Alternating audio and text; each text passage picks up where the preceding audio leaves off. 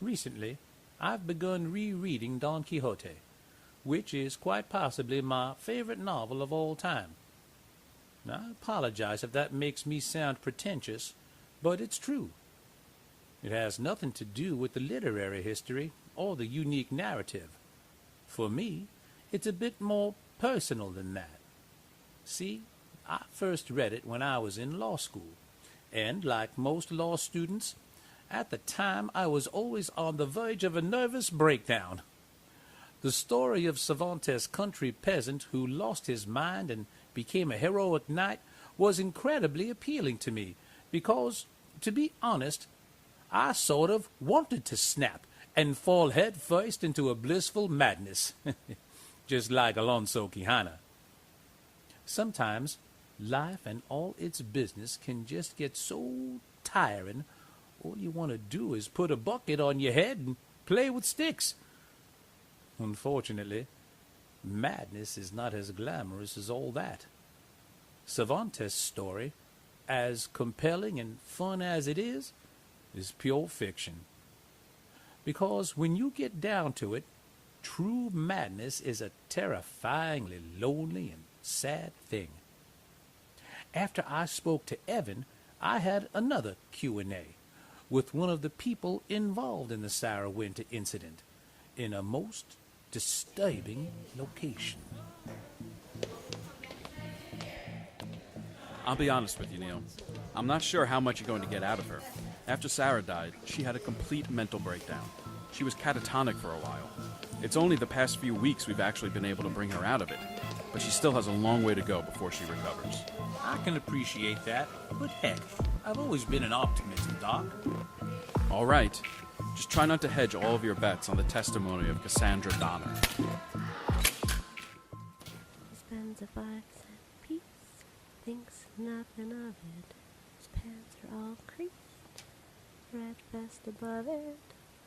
And when it comes to women, oh, oh, oh, oh, he's the devil, he's the devil, he's the devil in his own hometown. See what I mean, Neil? Ever since she came out of her catatonia, she's reverted to a very childlike state. She has paranoid delusions, and we haven't even been able to get her to talk about the night of the murder. Cass, honey, there's someone here to see you. You remember Neil Price, don't you? He's got a few questions to ask you, if that's all right. Hello, Cassandra. Wow, you have such an amazing voice. Well, thank you, young miss. I could listen to you read the phone book. Do you sing? Sing? Only in the shower. That's too bad. I bet you'd make a lovely baritone. Will you sing to me right now? Who, me? Yeah, I want to hear it. Please? Cass, I'm sure Mr. Price doesn't want to. No, it's all right, Doc. How can I say no to the girl when she asked so nicely, after all? But first, Cassandra, I have some very important questions for you. It's about something you might not want to talk about. You want to know about Sara, don't you? I'm afraid so. I know it's not exactly a cotton candy and lollipops memory, but it's very important, Cassandra. Evan Hollister's life may hinge on your answers. Please, don't pressure her, Neil. Cass, dear, you don't have to answer him if you don't want to. Of course. Sorry, Doc. I forgot where I was for a minute. No, it's fine, Mr. Price. I want to help. It truly would be a big help, Cassandra. Are you sure you're up to... Dr. Fargo, it's fine. Sara was my best friend. I have to do what I can. How can I help? If it's all right with you, Cassandra, I'd like you to tell me what you can remember about the night that... Why can't anyone say her name when they're around me? Dr. Fargo can't. You can't. What's so wrong with it?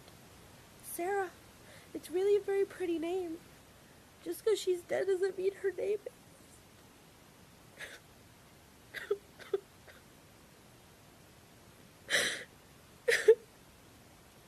all right, Neil. That's enough. This interview is over. No, please. Let me talk, Dr. Fargo. I can do this. I don't think... Please. Go ahead. But I'm warning you, Neil. If I feel she can't handle the pressure... Doc, may all my hair turn blue and teeth turn green if I'm lying. I promise not to make Cassandra talk about anything she doesn't want to talk about. Very well. Thank you, Doc. What exactly do you want to know about prom night, Mr. Price? Anything you think is relevant. Though I must say I am particularly interested in hearing what happened in the hotel room after Ralph and Evan left. Okay. Oh, but first I think I should tell you about what happened before we left for prom. Between Sara and Reverend Winter. You tell whatever story you think is important, young miss. But I don't want to get Sarah's dad into trouble. He's a very nice man. He just can be kind of scary. See what I mean? Don't you worry about the Reverend. You just tell me what happened, and I'll take care of the rest. It was nothing major. Sara and her dad just had a fight before we left. Oh my god, Cass, you look great. Which earrings are you gonna wear? Sweetheart, you look so beautiful. Thanks, Daddy. You look real pretty too, Cass. I love this dress. I'd wear it all the time if I could breathe in it, even a little. Stop complaining, Cass. You look hot, and it's just for one night. Can I get a picture of you two? Fine, but be quick, Daddy. Evan and Ralph are gonna be here any minute. Yeah, I'm sure they'll be very excited to see you. What's that supposed to mean? You know what it means, Sara. You know how I feel about those boys, but I'm trying to keep my mouth shut as best I can. Yeah, well, do better. Young lady, I will not be spoken to in that way by my own daughter. So you can say whatever you want to me, but I have to just be a good little girl and keep my mouth shut? Sara. No, Cass. I'm not gonna sit back and take it anymore. I just worry about you. You have to know that. You worry about me? Is that why you're always listening in on my phone conversations? And reading my diary? Yes, as a matter of fact. Oh, please. Do you really want to do this right here and now, Sara? Do you really think that's a good idea? You brought it up. Why the hell not? Watch your language, Sara Jane Winter. Are you really scolding me for saying hell after your confession last week? Seriously? I told you to forget about that. It's too late, Dad. You can't take back what you did or what you said. I don't know what's worse. The fact that you could do something like that, or the fact that you were so selfish that you couldn't deal with the guilt yourself and had to involve me in your personal shit. What did I say about language, Sara? Are you kidding me? Are you really still on me about cursing? That's the part of this argument you want to focus on? I have no words. Sara, if it wasn't prom night, I would make you stay home for talking to me like this. But I can't take this once-in-a-lifetime experience away from you. However, I do expect you to be home the minute the dance is over. No after party, no nothing. Do I make myself clear? That's the boys. Let's go, Cass. If you go out after prom, don't bother coming back. Reverend, Don't say anything, Cass. Just make sure she's all right tonight. Please? Of course. I guess I didn't do a very good job of it. Cassandra, it was never your responsibility to keep Sara safe. It wasn't fair of the Reverend to ask that of you. Maybe. But it doesn't really make a difference whether it was fair or not, does it? Sara's still dead. That's true. But it's not your fault. You know that, right? Maybe. Hold on a minute, Neil. Can I talk to you privately for a moment? Privately? What's up, Doc? You gonna ask me to the ice cream social? No, I just... The Reverend was behaving very oddly in that story. It could be another delusion. Cass doesn't always have a firm grasp on reality. I'm crazy, not deaf, you know. She seems to have a very firm grasp on reality right now, Doc. Now, if you're done being rude to Cassandra, I'd like to ask a few more questions. I like you, Mr. Price. I'm glad to hear it. And I like you too, young miss. Now, I'm afraid it's time for things to get a bit scary, Cassandra. Now, I know it's hard, but it'd be a big help if you could tell me what happened in the hotel room. You know, after the boys left? You promise to sing to me after I tell you? Anything you'd like, Cassandra. Alright, we went to the hotel room, and then Evan and Ralph went out to the car to get more, drinks for us, and I had kind of passed out. Sara was in the bathroom, and then she came out, and light from the bathroom woke me up. Oh. Welcome back to the land of the living, Cass. Shut up. I'm a lightweight. Really? I couldn't tell. Where'd Evan and Ralph go? They went to get more Jack from the car. They finished the first bottle. The whole thing? How can they drink that stuff? It's awful. I think it's a guy thing. My dad loves it. A little too much. Sara, are you okay? Yeah, totally. Dad's just been drinking again, so it kinda sucks, you know? Sara, what did you mean before when you said your dad confessed something to you? I don't even really remember. He was drunk and he said something stupid. What did he say? Nothing. It was just... The idiots must have locked themselves out. Good job, moron. Oh my. I seem to have the wrong room. Sorry. Didn't mean to make you jump out of your skin like that. It's... whatever. It's fine. I mean it, dear.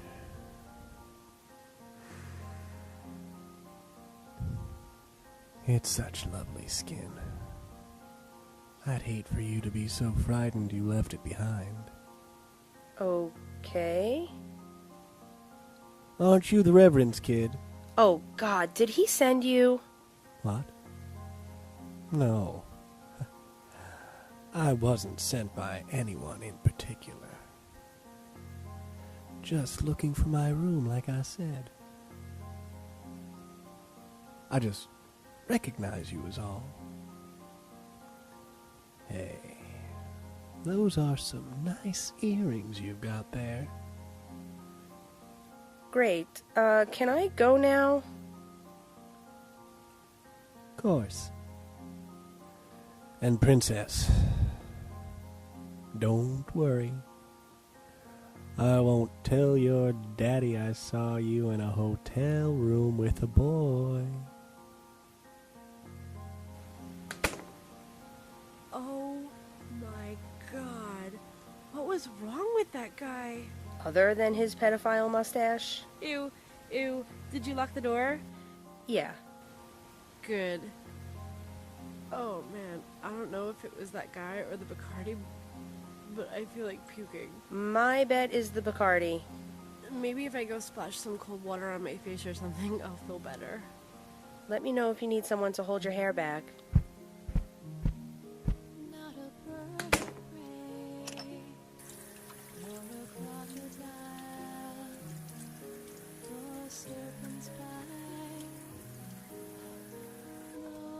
Oh, you're gonna be fine. Don't throw up, Cass. You can do this. You'll be fine. You'll be fine.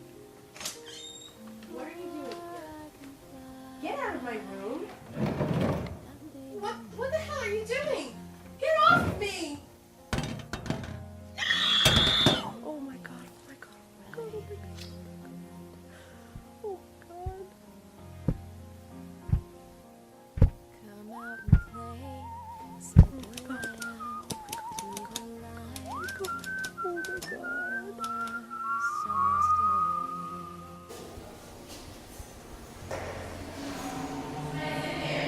Miss Donner? You all right? Cass. We've got two young girls here, one dead. One's breathing, but something's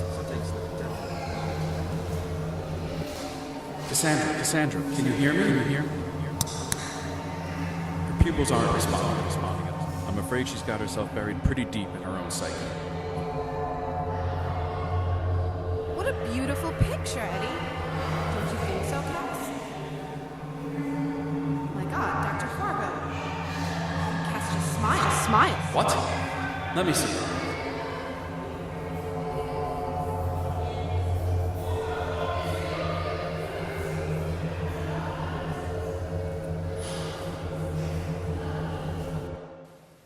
When I finally came out of it, Dr. Fargo told me it had been a whole year.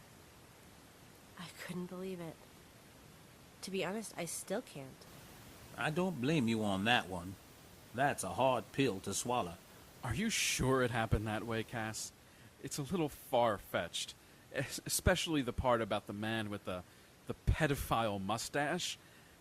I'm afraid this mysterious stranger is just a boogeyman created by Cass's fractured mind. No, he isn't. He's real. And he has this creepy, thin black mustache that he had waxed up at the edges into 2 curls. I believe you. Evan told me he came across a disconcerting mustachioed man, too, in the parking lot. So he's real? My God. She's been drawing pictures and telling stories about this man with a mustache. I just assumed they were part of her delusions. Of course you did. Now, I'd like to see the pictures if that's okay with the both of you. Sure. I'll get them for you on the way out. And speaking of the way out, it's about time we let Cass get some rest, Neil. Sure thing, Doc. Cassandra, thank you. And please, stop blaming yourself and get better. There's a pulled pork sandwich with your name on it in my kitchen when you do. Wait, you can't leave yet. You promised you'd sing to me, Mr. Price. Well, so I did. Doc, another few minutes couldn't hurt, right? Fine. But a short song. Beautiful. Any requests, young miss? How about Amazing Grace? One of my favorites. Amazing grace, how sweet the sound that saved a wretch like me. I once was lost, but now I'm found. Was blind, but now I see.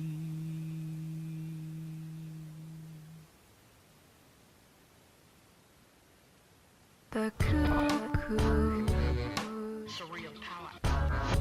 singing as she flies. Cuckoo, tell you no lie. Walking and talking, wandering. The cuckoo, she's a funny bird, singing as she flies. She'll bring you glad tidings, tell you no lie. I'll wait for my true love, he'll come by. She sips from pretty flowers to make her voice clear, and she'll never sing cuckoo till the spring of the year. Oh, fair maidens, take warning from me. Don't place your affections on a young man to marry. Your love may not say why.